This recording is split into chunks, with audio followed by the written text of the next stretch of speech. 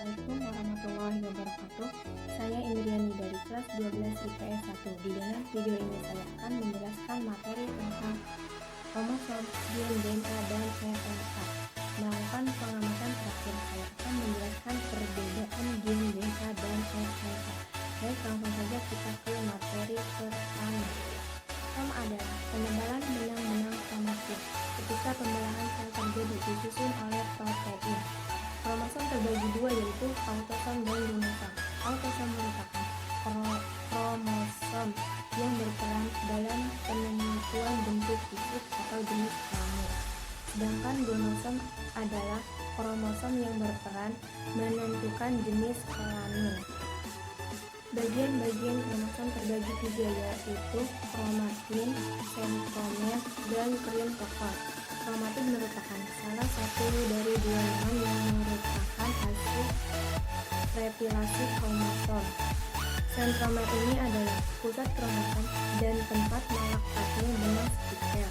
Kromatofor sebenarnya adalah bagian dari sentromer. Benang spikal ini melekat pada kromatofor selama masa pembelahan benang sel. Bentuk-bentuk kromosom ada 4, yaitu metasentrik, submetasentrik, akrosentrik, dan telosentris. Metasentrik terletak di tengah-tengah salah satu ujung kromosom sehingga berbentuk huruf I. Submetasentrik terletak ke arah satu ujung kromosom. Akrosentris, satu lengan kromosom sangat pendek dan satu lengan sangat panjang, bentuk atau seperti batang. Telosentris terletak pada ujung kromosom. Selanjutnya kita akan masuk ke materi gen. Gen adalah substansi genetik yang terkecil, terdiri atas sepenggal DNA, menentukan sifat individu melalui pembentukan polipeptida. Gen berperan penting dalam mengontrol sifat-sifat individu yang diturunkan. Fungsi gen yaitu pertama sebagai informasi pembawa genetik dari setiap induk ke keturunannya. Gen merupakan asam nukleat yang menyusun gen di dalam sistem. Selain itu, DNA terdapat mitokondria, kromatiid, dan sitoplasis. DNA merupakan materi genetik yang membawa informasi biologis dari setiap makhluk hidup, dan beberapa virus DNA dibawa oleh setiap individu ke keturunannya. Molekul DNA disusun oleh dua rantai polinukleotida yang amat panjang. Satu rantai nukleotida tersusun atas gugus gula deoksiribasa, gugus asam fosfat, gugus basa nitrogen. Replikasi DNA ini diantara konservatif, dispersif, semi-konservatif. Semi-konservatif yaitu rantai ganda DNA lama berpisah, kemudian rantai baru disintesis pada masa DNA lama. Konservatif yaitu rantai DNA lama tidak berubah fisik sebagai catatan DNA baru. Dispersif yaitu beberapa bagian dari kedua rantai DNA lama menggunakan sebagai catatan DNA baru, sehingga DNA lama dan baru tersebar yang digunakan konservatif. Nah, untuk replikasi DNA. RNA. Pengertian RNA adalah seutas benang tunas yang tersusun molekul gula ribosa, gula fosfat, dan asam nitrogen pada RNA. Tidak dapat disenitrogen ini. Disenitogram kuning ini pada RNA digantikan oleh basa nitrogen kuning. Fungsi DNA.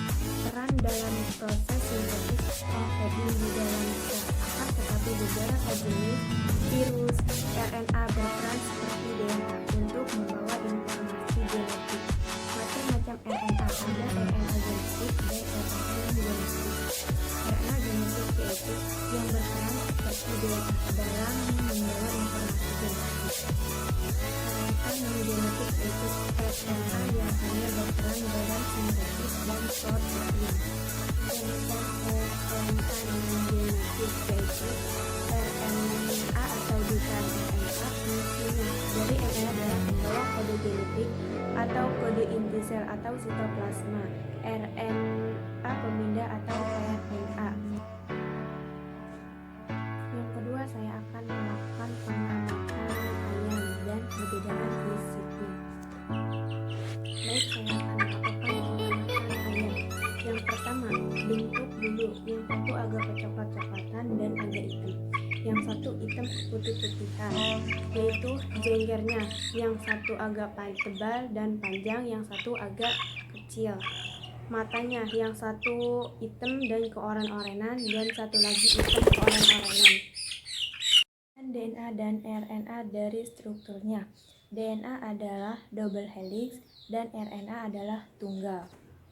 RNA juga memiliki peran dalam sebagai molekul, berperan penting pewaris sifat DNA dan RNA.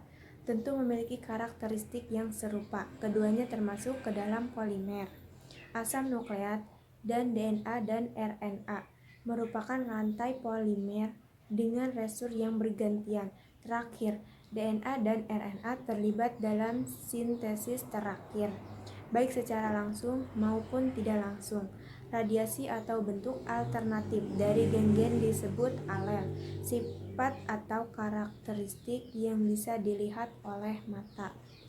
Oke, cukup sekian dari saya, kurang lebihnya mohon maaf. Wabillahi taufiq wal hidayah. Wassalamualaikum warahmatullahi wabarakatuh.